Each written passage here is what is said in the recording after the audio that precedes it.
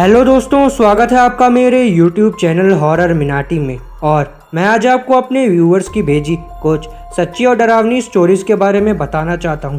तो अगर आपने मेरे YouTube चैनल को सब्सक्राइब नहीं किया दोस्तों, तो मेरे YouTube चैनल हॉरर मिनाटी को सब्सक्राइब करना ना भूलें, ताकि मैं और इंटरेस्टिंग और सच्ची डरावनी स्टोरीज़ आगे भी आप लोगों के लिए लेके आता रहूँ। आगे की स्टोरीज़ मैं अपने व्यूअर्स के ही पॉइंट ऑफ व्यू से कंटिन्यू करूँगा दोस्तों।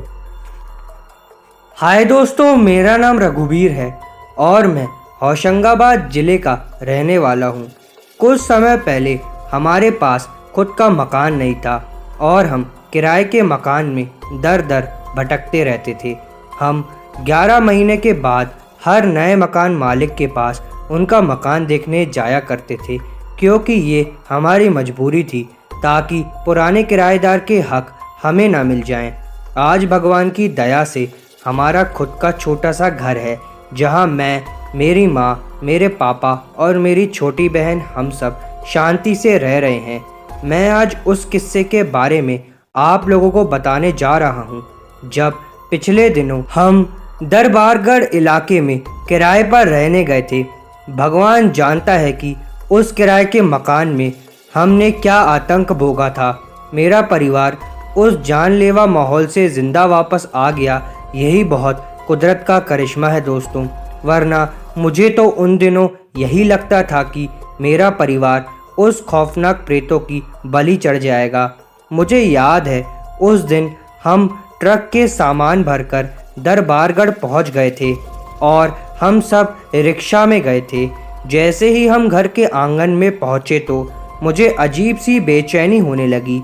कुछ ही देर में मजदूरों ने पूरा सामान घर में लगा दिया और माँ और दीदी घर सजाने में लग गईं।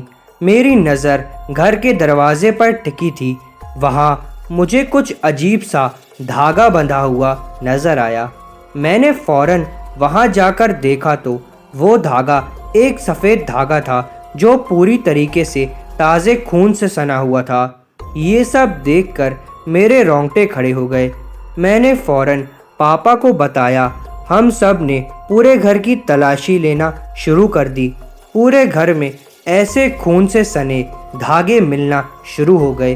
कील के हॉल से हमें ऐसे धागे और सड़े मांस के छोटे छोटे टुकड़े भी बरामद हुए। मकान मालिक के मुताबिक वह घर पिछले 3 महीनों से बंद पड़ा हुआ था। फिर ऐसी चीज़ें घर के अंदर आना, ये ताज्जुब की बात थी। पापा ने फौरन मकान मालिक को ये किस्सा बताया, पर उन्होंने ये बात टाल दी और ये सब कीड़ों का काम होगा, ऐसे कर बात बदल दी। मेरा पूरा परिवार जानता था कि ऐसा काम कीड़ों का नहीं हो सकता और सामान्य इंसान भी ऐसी हरकतें नहीं करता, पर फिर भी हम लोग वहाँ रहने के लिए मजबूर थे। चूँकि पापा 3 महीने का किराया एडवांस में ही दे चुके थे और वो मकान भी बड़ी मुश्किल से किराए पर हम लोगों को मिला था। पहली ही रात में उन भयानक शक्तियों ने हमारे ऊपर कहर बरपाना शुरू कर दिया। मेरी बहन बाथरूम में थी, तब अचानक बाथरूम के अंदर से धड़ाम से किसी के गिरने की आवाज़ आई। पापा और माँ ने दरवाज़ा तोड़कर देखा तो मेरी बहन अनकॉन्शियस टाइप की, यानी कि बेसुध पड़ी हुई थी। उसे करीब 15 मिनट बाद होश आया। तब उसने कहा कि बाथरूम में कोई डरावनी आकृति थी, जिसे वो देखकर धड़ाम से गिर गई। ये बात सुनकर मेरे तो पसीने छूटना शुरू हो गए। मेरे पापा और मम्मी भी सदमे में आ गए। हमें समझ नहीं आ रहा था कि अब क्या किया जाए। मेरे पूरे परिवार ने वो पूरी रात जागते हुए बिताई। सुबह पापा थके हारे ही काम पर चले गए। माँ रसोई में खाना पकाने लगी और मैं ब्रश कर रहा था। तभी मेरी नज़र घर की दीवारों पर पड़ी। मैंने देखा कि सभी दीवारों से खून की धाराएं रिस रही थी। मेरी तो चीख ही निकल गई। मैंने माँ को रसोई में जाकर बताने का फैसला किया। जैसे ही मैं किचन में गया तो मैंने देखा कि गैस की नली निकली हुई थी और एलपीजी की बोतली में आग लगी हुई थी और मेरी माँ ठीक वैसी ही बेसुध पड़ी थी जैसे पिछली रात मेरी दीदी बाथरूम में पड़ी थी। मैंने तुरंत सिलेंडर की सप्लाई बंद की, आग बुझाई और माँ को पानी झटकर उठाया। माँ ने कहा कि इस घर में कोई भयानक बूढ़ा प्रेत घूम रहा है और उसी ने किचन में आकर चिल्लाते हुए मेरे सिर पर किसी भारी चीज़ से वार किया, जिससे वो बेहोश हो गईं।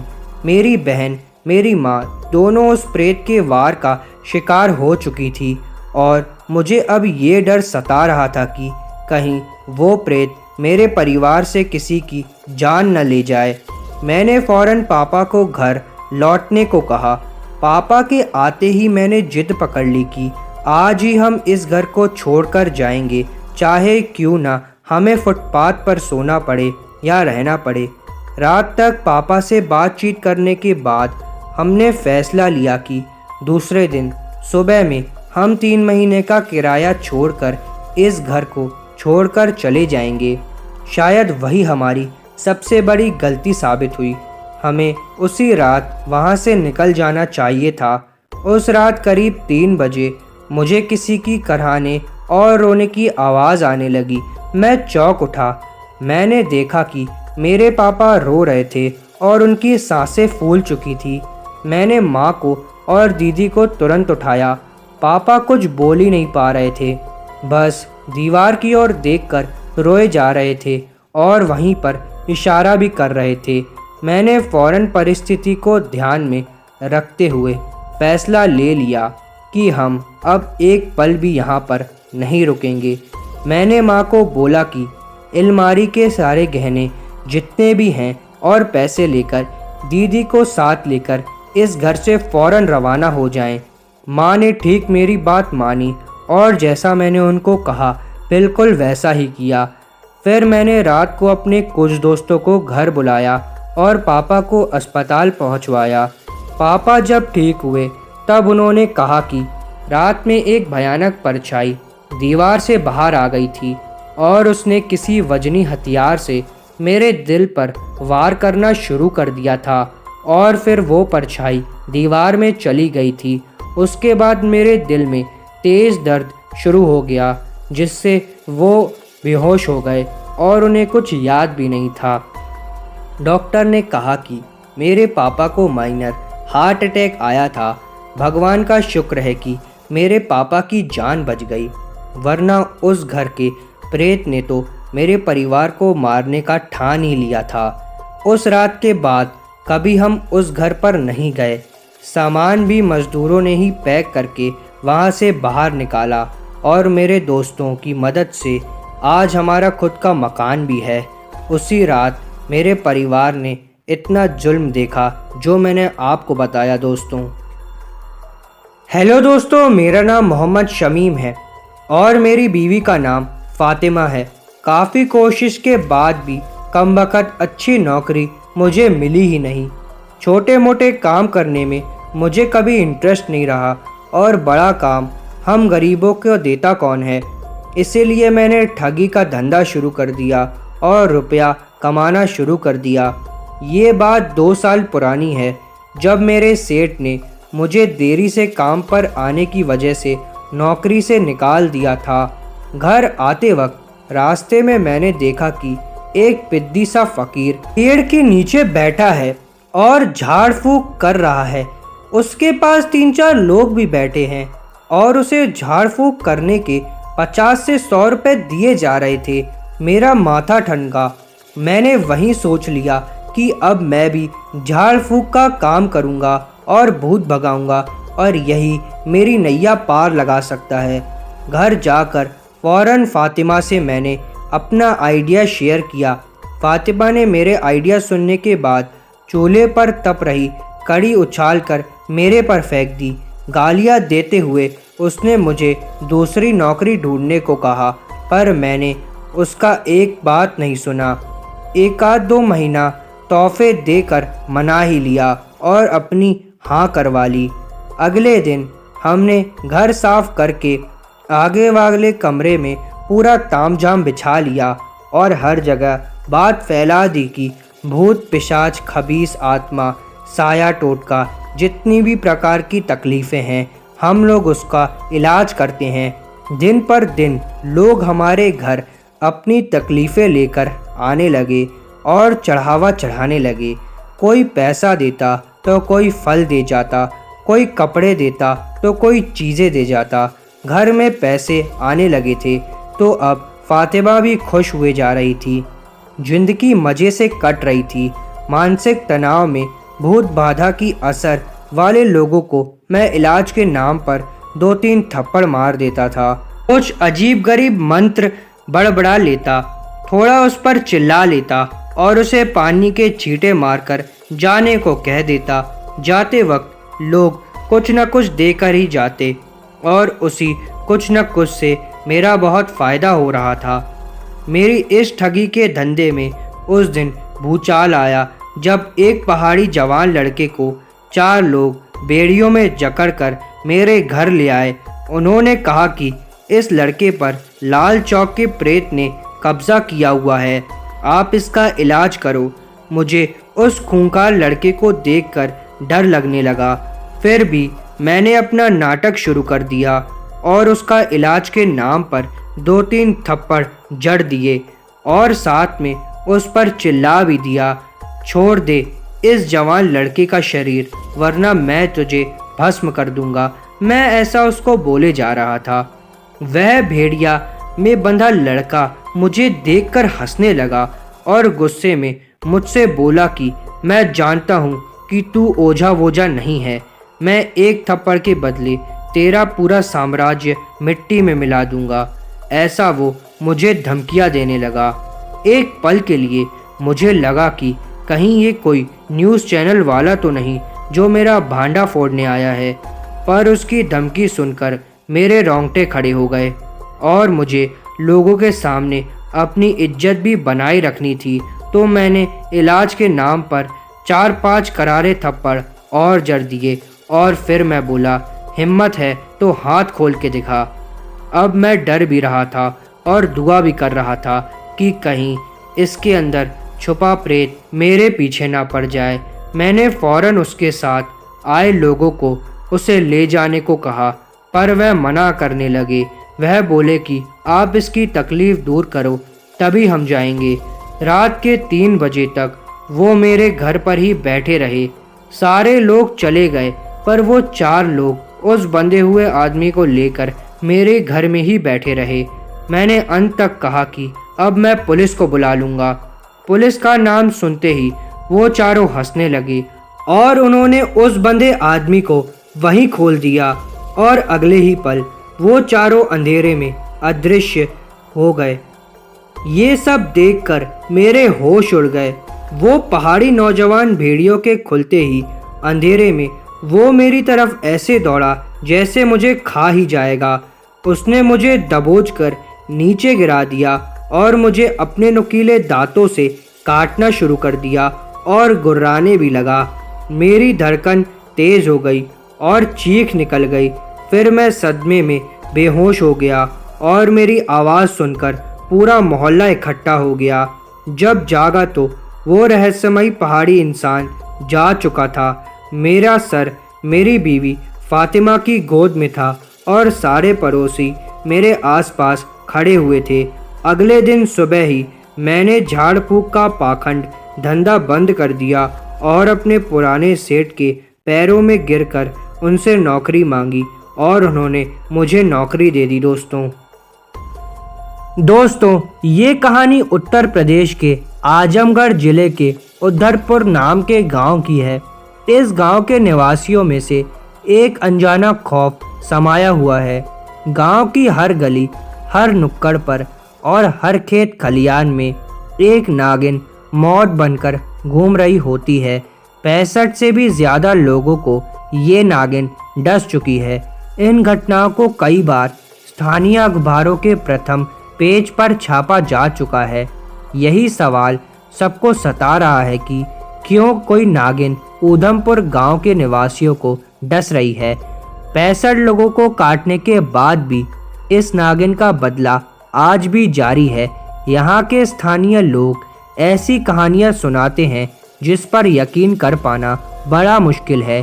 खौफजदा गांव वालों का मानना है कि मौत के इस सिलसिले की डोर जावेद नाम के शख्स से शुरू हुई है। जावेद एक फक्कर, अलसमत और मनमौजी सा लड़का था। उसको एक लड़की से मोहब्बत हो गई।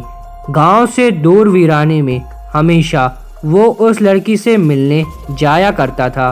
पूरे गांव में जावेद के किसी लड़की के प्यार में पड़ने की खबर फैल चुकी थी, लेकिन किसी ने भी उस लड़की को देखा नहीं था।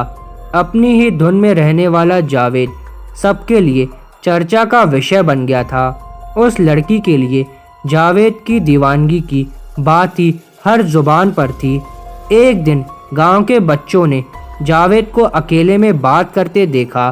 क्या सच में कोई मौजूद था या कोई लड़की उसके साथ में थी, ये तो पता नहीं। और अगर वो साथ थी तो उन बच्चों को क्यों नहीं दिख रही थी।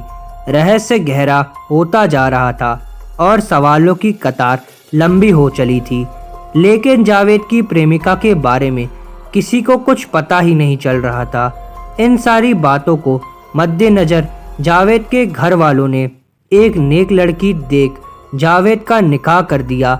जावेद को ये निकाह कबूल नहीं था, लेकिन घर वालों की जिद के आगे उसकी एक नहीं चली।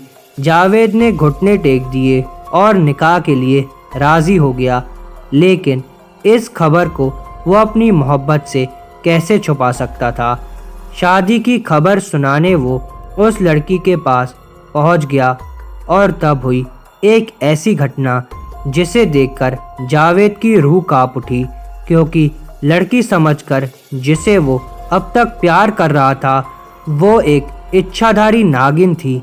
कहते हैं रूप बदल जाते हैं लेकिन फितरत कभी नहीं बदलती, और वो लड़की भी जावेद की शादी की बात सुनकर नागिन बनकर जावेद को डस लिया। फिर शुरू हुआ नागिन के बदले का सिलसिला और एक के बाद एक 65 लोग नागिन के विष का शिकार हुए। नागिन के खौफ से लोगों ने घर से बाहर कदम रखना भी बंद कर दिया। दोस्तों, ये बिल्कुल सच्ची स्टोरी है।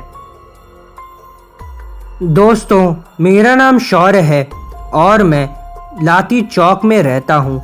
आज मैं अपने साथ हुई भयानक घटना के बारे में बताने जा रहा हूँ।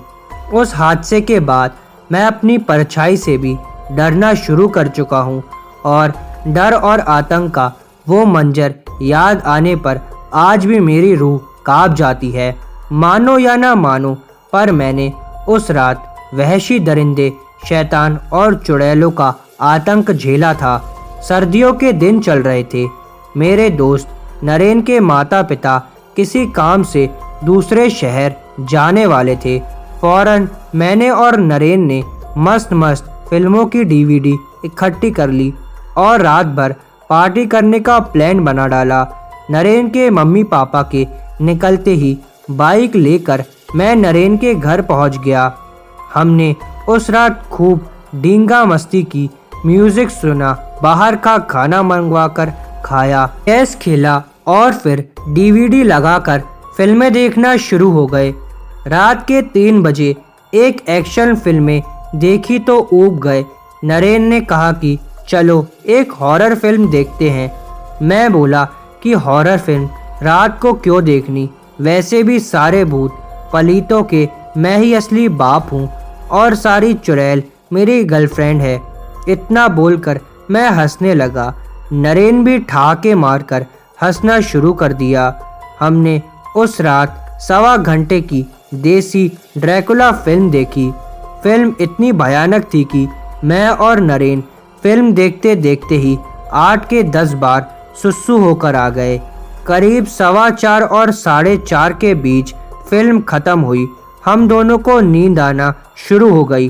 टीवी बंद करके हम लोग सोने लगे। तभी अचानक घर की लाइट जल गई और टीवी भी अचानक चालू हो गया और वो हॉरर फिल्म अपनी टीवी पर फिर से आना शुरू हो गई, जबकि हमने डीवीडी तो अलमारी में ही रख दी थी। मैं और नरेन कांपने लगे और एक दूसरे का हाथ पकड़ लिया।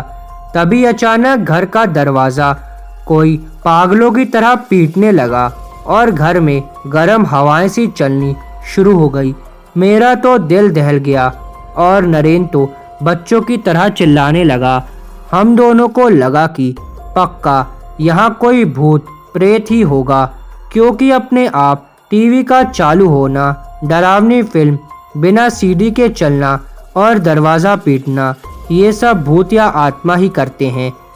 डरते कांपते हम दोनों दरवाजे तक गए और धीरे से दरवाज़ा मैंने खोला। उस वक्त सुबह के 4:30 बज रहे थे और दरवाज़ा खोलते ही जो देखा उससे हमारे होश उड़ गए। मुझे रात में वहाँ देखकर नरेन के जल्लाद जैसे बाप ने नरेन को फाफड़े जैसे दाएं हाथ से चमाट मारा। नरेन की माँ भी किसी चुड़ैल से कम जालिम नहीं थी। उसने भी नरेन के कुछ बाल वहीं नोच डाले और 3-4 छोटे छोटे थप्पड़ नरेन को जड़ दिए। नरेन के पापा ने मुझे आंख दिखाते हुए उसी वक्त घर से निकल जाने को कहा। मैं भी उधर से चप्पल हाथ में लिए फुर्ती से भागा और वहां से निकल गया। मेरे दिमाग में अभी भी उस देसी ड्रैकुला फिल्म और अचानक चालू हुई टीवी की बात और नरेन के जालिम बाप को देखकर ख्याल चल ही रहे थे। तभी एक सफ़ेद साड़ी वाली खून से लथपथ औरत और एक भयानक नुकीले दांतों वाली विकराल इंसान ने मेरा रास्ता रोक लिया। मैं तो बाइक भगाने लगा।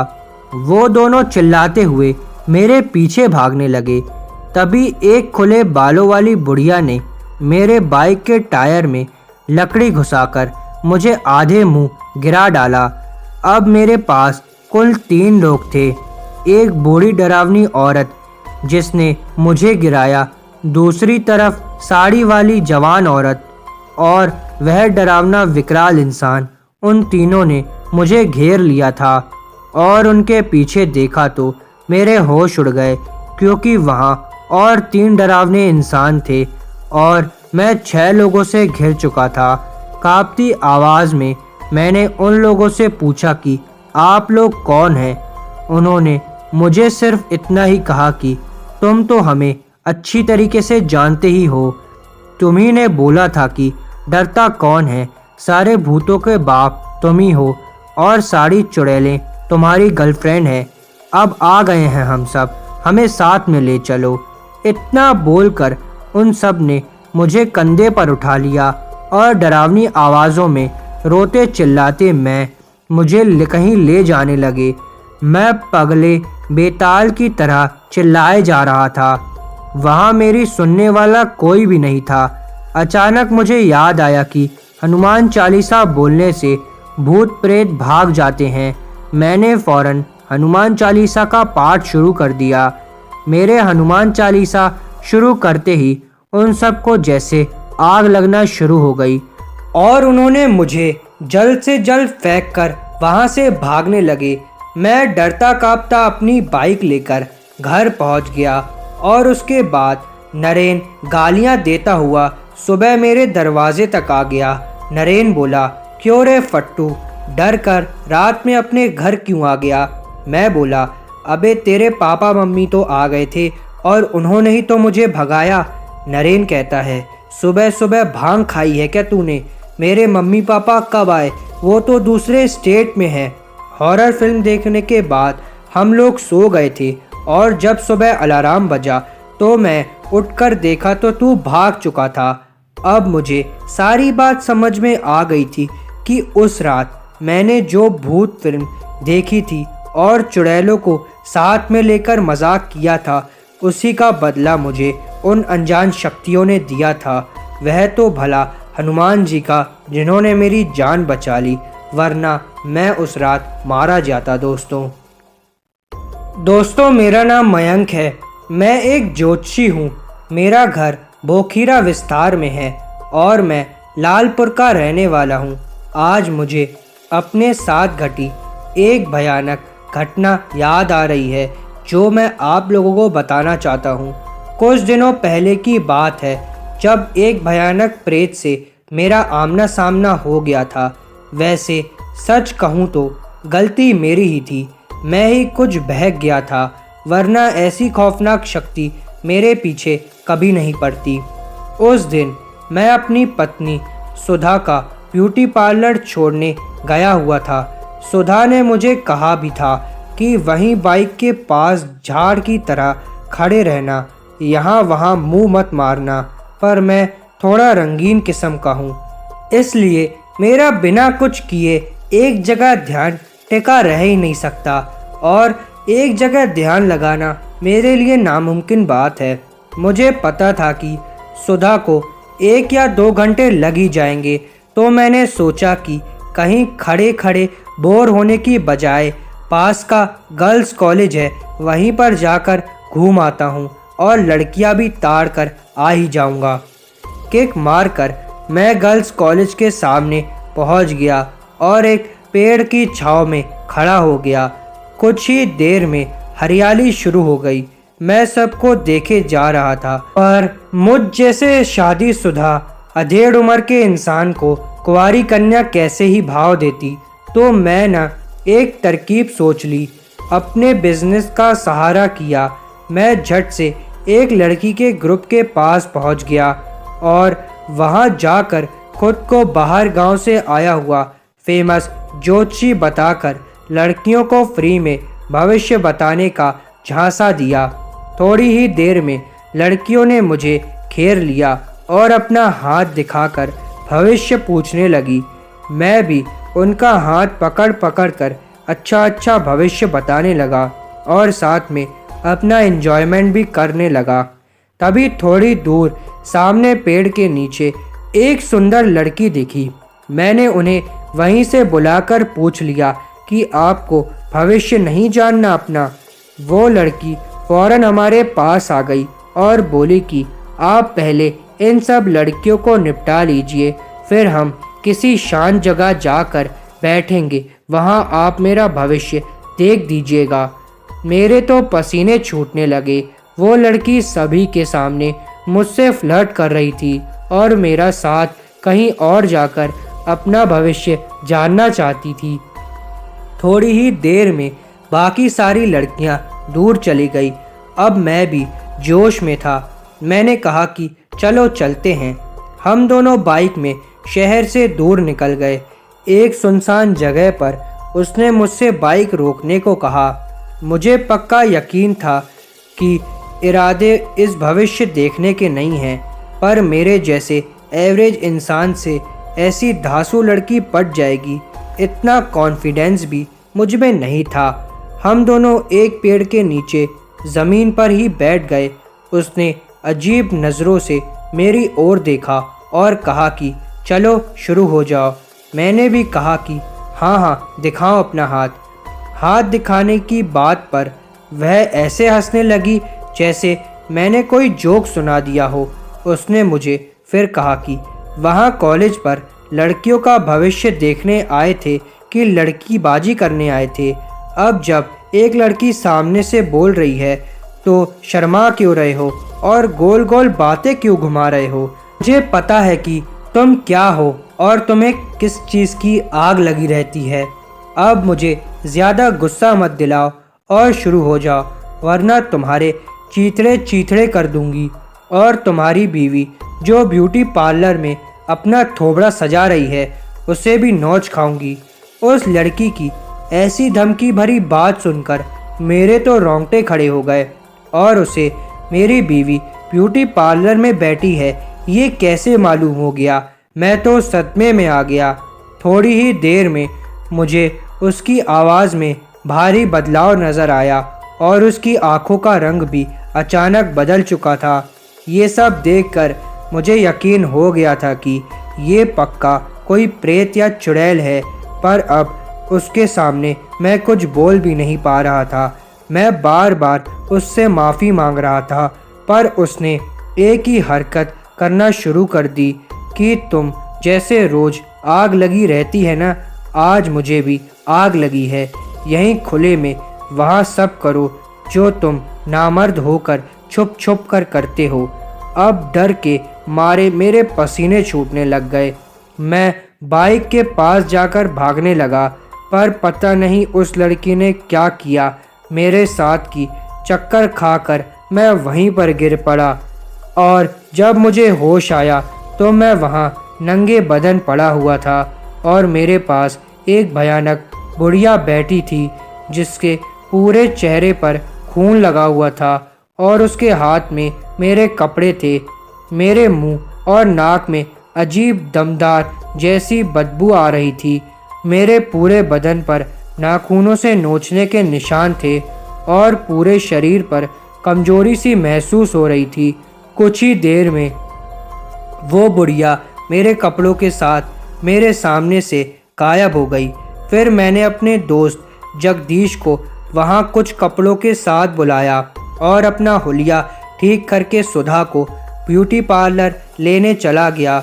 उस दिन एक बात समझ में आ गई थी कि वो लड़की और बुढ़िया एक ही थी और मेरी भी बेहोशी में मेरे साथ क्या क्या हुआ होगा इसके बारे में मैं सोचना भी नहीं चाहता। भगवान जाने कि क्या हुआ होगा। दोस्तों ये बिल्कुल सच्ची स्टोरी है मेरी, जो मैं आप लोगों के साथ शेयर कर रहा हूँ। हाय दोस्तों, मेरा नाम लक्की पिलगांवकर है और मैं कुरुक्षेत्र का निवासी हूँ। मेरी उम्र लगभग 28 साल हो चुकी है और मैंने अभी तक शादी भी नहीं की। ज़िंदगी से जो उम्मीदें थी वो पूरी नहीं हो पा रही और जो ज़िंदगी ने दिया वो मुझे ज़्यादा पसंद नहीं आया। इसलिए कुछ सालों से लाइफ से इंटरेस्ट उड़ता चला जा रहा है। काम काज में और सोशल लाइफ में बिल्कुल जी नहीं लगता था। लोगों से मिलना जुलना भी अच्छा नहीं लग रहा था। हर पल एक बेचैनी सी महसूस होती रहती थी। इसलिए पिछले साल में किसी को कुछ भी बताए बिना मैं घर छोड़कर चला गया था। अपनी इसी नादानी के चक्कर में मुझसे बहुत बड़ी भयानक मुसीबत मेरे गले पड़ गई। साल भर पहले की बात है, जब मैं रात के 11 बजे घर से निकल गया। मैं सीधा रेलवे स्टेशन गया और बिना टिकट ट्रेन में सवार हो गया। ट्रेन के जनरल कंपार्टमेंट में मेरे पास एक अघोरी आकर बैठ गया। पता नहीं क्यों पर वह बार बार मुझे घूरे जा रहा था। उसने सीधा मुझसे पूछ लिया कि मेरे साथ आओगे। मैंने उसको ना कहा तो वह चुपचाप बैठकर फिर मुझसे घूरने लगा। तभी अचानक टीसी आया और मुझसे टिकट मांगने लगा। मेरे पास कोई टिकट तो था नहीं, तो मैं उससे कहने जा रहा था कि एक टिकट नहीं लिया, पर मैं कुछ बोलूं उससे पहले ही उस अघोरी ने टिकट आगे कर दिया और बोला कि ये रहा इसका टिकट और ये मेरे साथ है। टीसी हम दोनों की ओर देखने लगा और टिकट देखे बिना ही आगे बढ़ गया। जो कुछ भी हुआ उसे देखकर मेरे तो होश उड़ गए, क्योंकि उस अघोरी ने एक ही टिकट से पता नहीं कैसे 2 टिकट बना दिए। अब उस आदमी से जान पहचान बढ़ाने में मुझे थोड़ा इंटरेस्ट जागने लगा था, क्योंकि मुझे वह चमत्कारिक शक्ति वाला अघोरी लग रहा था। मैंने उससे कहा कि बाबा, आपने ये कैसे किया?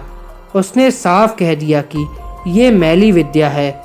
फिर उसने पूछा कि तुम घर छोड़कर आए हो ना? इस बार मैंने सीधा हाँ में जवाब दिया। उसने कहा कि मेरे साथ चलो, दुनिया की मोह माया से मुक्त होना है तो हमारी दुनिया में आ जाओ। सच कहूँ तो उस समय मेरे पास ना तो पैसे थे और ना ही कोई ठिकाना, तो मैंने सोचा कि इसी अघोरी के साथ चले जाता हूँ। वैसे भी जिंदगी झंडी हुई पड़ी है, मैं उसके साथ हो लिया। ट्रेन से उतरने के बाद हम दोनों गंगा किनारे एक वीरान जगह पर गए। उस अघोरी ने वहाँ एक बड़ी सी झुग्गी झोपड़ी बंद रखी थी। उसने मुझे अंदर आने को कहा। अंदर जाने में मुझे संकोच हो रहा था, पर फिर भी मैं अंदर चला गया। अंदर काफ़ी बदबू थी और एक कोने में इंसानी हड्डियों और खोपड़ियों का ढेर पड़ा हुआ था। मैंने फौरन पूछा कि ये सब क्या है, तो उसने कहा कि साधना का सामान है, तुम डरो मत। कुछ देर हुई तो उसने मुझे पीने के लिए कुछ दिया। शायद वह देसी दारू थी। वैसे तो मैं दारू पीता नहीं हूँ, पर उस दिन गम के बोझ तले डूबा होने के कारण आंखें बंद करके दारू भी पी गया मैं। अचानक वहाँ अघोरी खड़ा हुआ और गंगा नदी की ओर लकड़ा लेकर भागा। मुझे समझ नहीं आया कि उसने ऐसा क्यों किया, पर जब वहाँ वापस आया तो मैंने देखा कि उसके हाथ में एक जवान औरत की लाश थी। शायद उसने उस मुर्दे को नदी से निकाला था। ये सब देखकर मेरे तो रोंगटे खड़े हो गए। मैंने फौरन पूछा कि उससे, और ये लाश तुम कैसे लाए हो?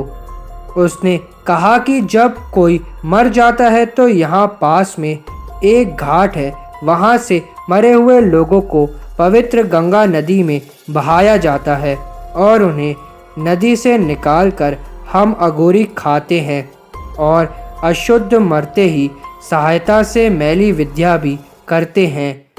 उसकी ये सब बातें सुनकर उल्टी आने लगी। मैं अब वहाँ से भाग जाना चाहता था। अब मैं जाऊँ उसके पहले वहाँ और दो अघोरी आके पूछने लगे।